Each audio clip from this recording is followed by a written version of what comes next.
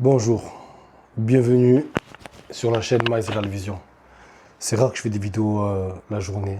Là, précisément, on est le matin. Donc aujourd'hui, on va pas de suite parler du Bayern.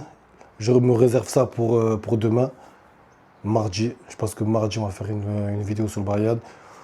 Mais aujourd'hui, on va revenir sur un sujet dont j'ai brièvement parlé. Donc on va revenir sur la rumeur Didier Deschamps.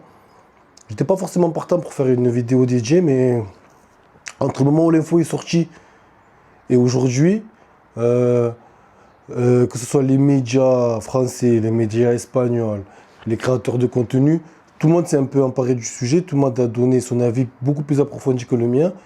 Et du coup, ça m'a fait réfléchir davantage et j'ai envie de m'exprimer davantage sur ce sujet-là. Et donc, avant de commencer, parce que là, on a un peu ralenti le rythme, là, avant de commencer, donc, si tu kiffes, tu t'abonnes. Si tu kiffes pas, tu t'abonnes pas. C'est une blague, hein. Si tu kiffes pas, bien sûr que tu t'abonnes. Le foot, c'est une philosophie. Je vous donne la mienne, donnez-moi la vôtre. Donc, Didier Deschamps au Real Madrid. Didier Deschamps, ce nom, c'est le haut niveau. En tant que joueur, il a tout gagné. C'est le haut niveau, pas par. C'est pas Deschamps, ça n'a jamais été un Neymar, ça n'a jamais été un gros technicien ou quoi, mais il a toujours été dans les équipes. Par exemple, pendant des années, c'était l'OM, la seule équipe à avoir gagné la Ligue des Champions. Didier Deschamps, il en était. À un moment donné, l'équipe de France, c'était la seule à avoir gagné la Coupe du Monde. La seule version de l'équipe de France à avoir gagné la Coupe du Monde, c'est celle 98. Didier Deschamps, il en était. Deschamps, en tant qu'entraîneur à l'OM, il revient, il te gagne un titre.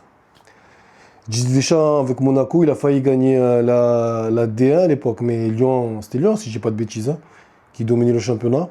Ils ont un peu lâché des points au championnat. Ils sont quand même partis en finale de Ligue des Champions en tapant le Real Madrid de Zidane.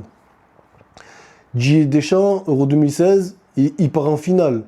Et si tu décryptes la finale, tu as un poteau de Gignac. Il y a un but incroyable du joueur portugais dont j'ai oublié le nom. Cristiano Ronaldo, il était blessé, il n'a même pas joué toute la finale.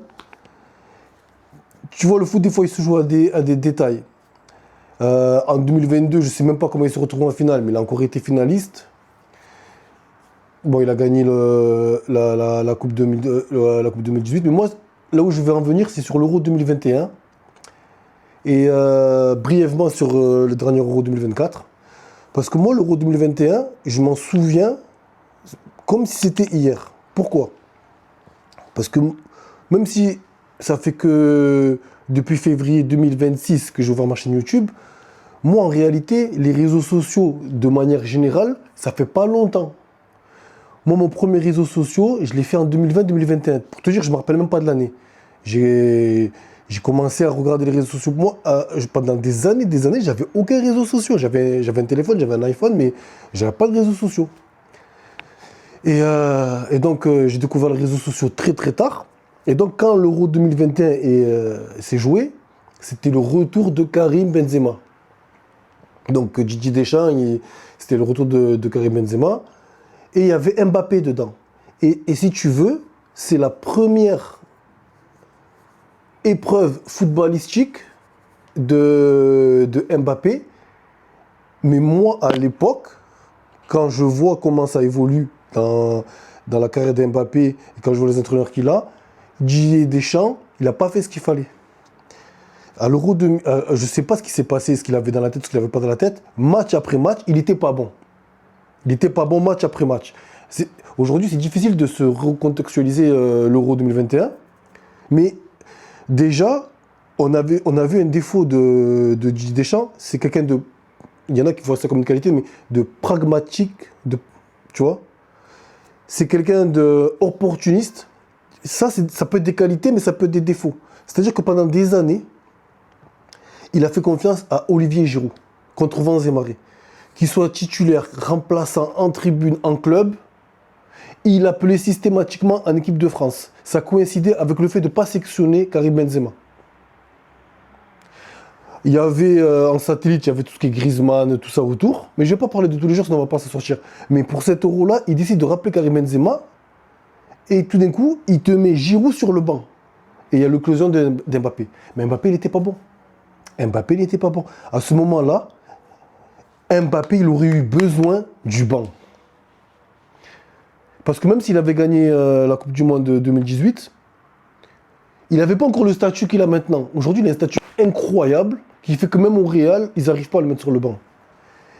Ils auraient dû le mettre sur le banc pour le motiver, pour lui créer un choc psychologique, pour que tu vois, le banc te réveille. Il était mort, match après match, il n'arrivait pas. Au cours de cet Euro, c'est Karim Benzema qui a éclaboussé cet Euro de sa classe. Il a terminé meilleur buteur de l'équipe de France, il mettait des doublés, il faisait des renversements de situation, il fluidifiait le jeu. C'était la version comme au Real. C'était une version Ballon d'Or qu'on a eue. Et Mbappé, il était mort à tel point que ça s'est mal terminé, cette histoire. Donc, huitième de finale contre la Suisse. Donc, même dans ce match, il y a eu un doublé de Karim Benzema. Des trucs de folie, des Pogba qui met un but et qui fait une célébration qui dure un quart d'heure, qui se met même pas dans le match. On mène 3-1 à un moment donné. L'Anglais qui perd son duel à la tête. Lloris qui n'est pas capable de faire un arrêt à bout partant qu'il avait déjà fait en 2018 contre l'Uruguay. Résultat de course, on arrive au tir au but. Et Mbappé rate son tir au but. Moi, j'impute ça à Didier Deschamps. À un moment donné, quand tu es entraîneur, tu dois savoir quand sortir ton joueur. Il n'était pas dedans. Il fallait le sortir. Tu vois. Et on pouvait très bien jouer avec Karim Benzema et Giroud. On avait plusieurs solutions, il ne les a pas pris. Et donc, pourquoi je parle longuement de l'équipe de France? Parce que, moi, en soi, je te dis la vérité, au point où le Real Madrid se trouve actuellement, c'est pas forcément dégueulasse de prendre Didier Deschamps. On sait que Didier Deschamps, il va venir, il apportera pas de jeu. Mais le Real, c'est pas une équipe qui apporte du jeu, du contenu. C'est une équipe qui joue, bizarrement, que quand elle joue contre des grandes équipes, elle va laisser le contrôle du jeu à l'équipe, elle va opérer en transition rapide. C'est pas elle qui domine le ballon, c'est pas comme le PSG, c'est pas comme le Barça de Guardiola, c'est pas une équipe qui domine, tu vois. Mais le problème, en réalité, c'est que moi, s'il n'y avait pas Mbappé qui joue au Real, je t'aurais dit, vas-y, mets Deschamps au Real. Mais le problème, c'est que Mbappé joue au Real. Et le problème, c'est que Mbappé, c'est le chouchou de Deschamps. C'est-à-dire que on peut déjà savoir ce qui va se passer au Real si Deschamps va là-bas. C'est-à-dire, bien que Didier Deschamps soit une personne, selon moi, je ne le connais pas, mais je vois que c'est quelqu'un de très intelligent. Et il a vu ce qui est arrivé à Xavi Alonso. Xavi Alonso, jeune entraîneur, tacticien, enfant de Pep Guardiola. Le fait de faire appel à lui, c'était vraiment pour marquer une coupure entre Ancelotti et le nouvel entraîneur. C'était vraiment pour... On voulait vraiment... Parce qu'Ancelotti, il est vu comme un entraîneur-manager.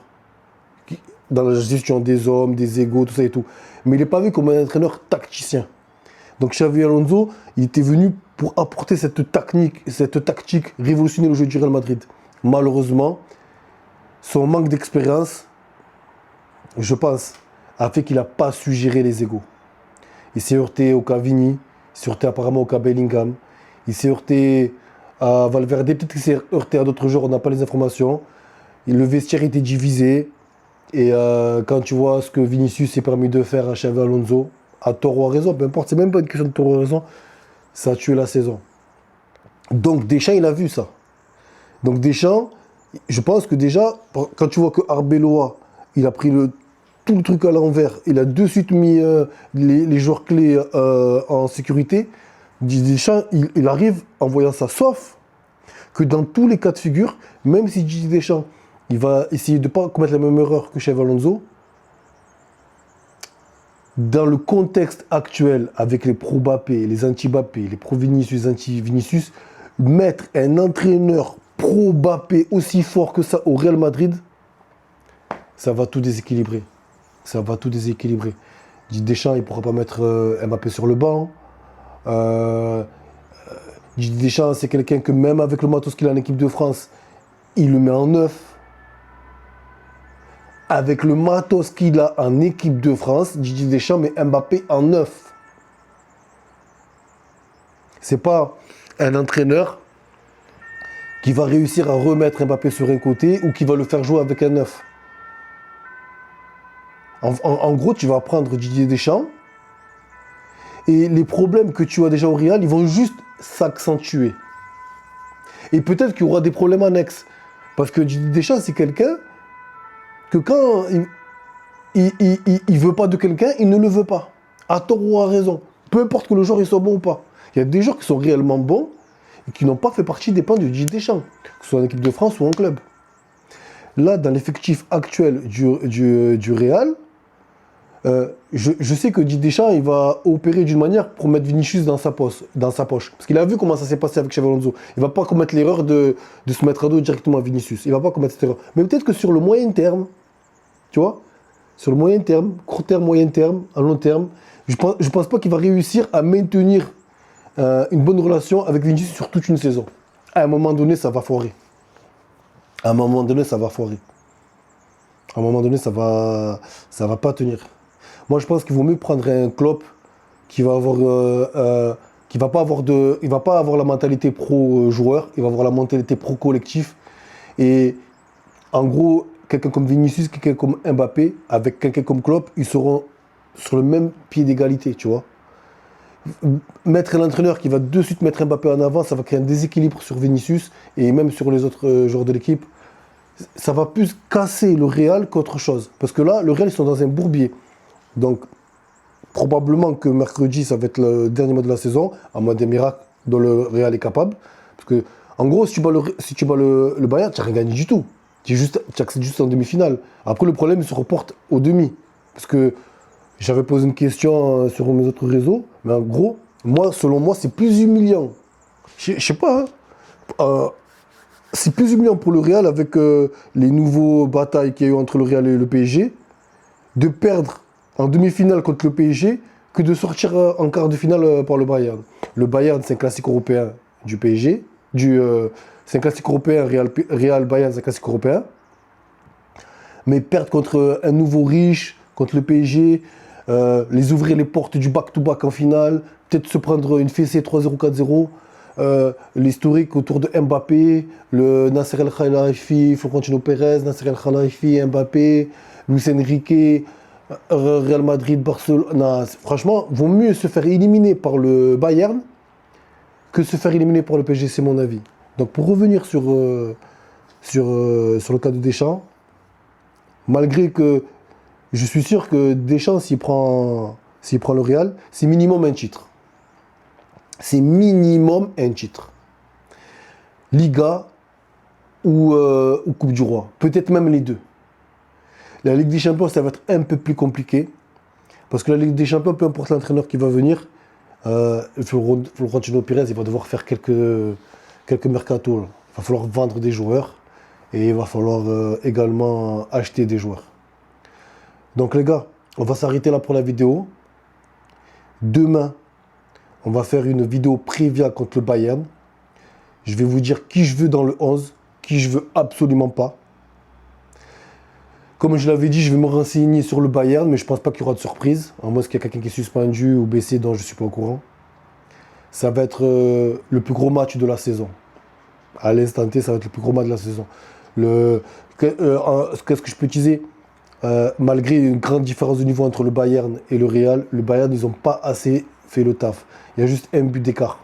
Il y en a qui parlent de remontada, mais un but d'écart, pour moi, c'est pas une remontada. Une remontada, c'est à partir de 2-0. C'est à partir de 2 buts d'écart. Un but d'écart, c'est pas une remontada. C'est dans le premier quart d'heure, le Real les marque. Ça y est, on est égalité. Une remontada, tu marques un but, tu n'es pas encore là. Tu marques 2 buts, tu n'es pas encore là. 3 buts. Les remontadas, c'est quelque chose d'impressionnant. Marquer un but pour rattraper une équipe, c'est pas impressionnant. Donc, c'est là qu'on va voir si le Bayern va faire le taf. Hein. Leur dernière défaite, apparemment, elle remonte à 3 mois. C'est-à-dire, parfois, tu as une saison de champion dans ton championnat, tu as perdu très peu de matchs, mais le minimum de matchs que tu as perdu, c'est un match très important. Si le Bayern y perd contre le Real, ça... De tous les matchs que tu as gagnés, s'il y a un match que tu ne dois pas perdre, c'est celui-là. Tu vois, de temps en temps, tu peux perdre un match dans ton championnat. Ça ne remet pas en question ton titre. Donc, voilà, on va s'arrêter là.